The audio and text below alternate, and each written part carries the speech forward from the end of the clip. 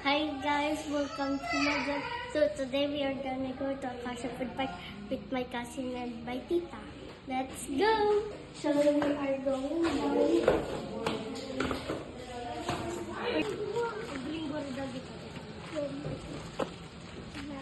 So we are just walking.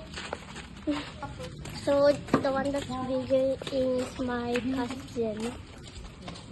Hi. We're on our way. We're on our way. So, we are walking now, guys. We're on our way. Look at my baby sister. Her baby.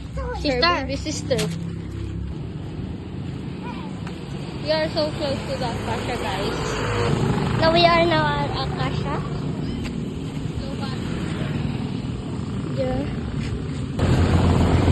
We're here. We are now at the Akasha.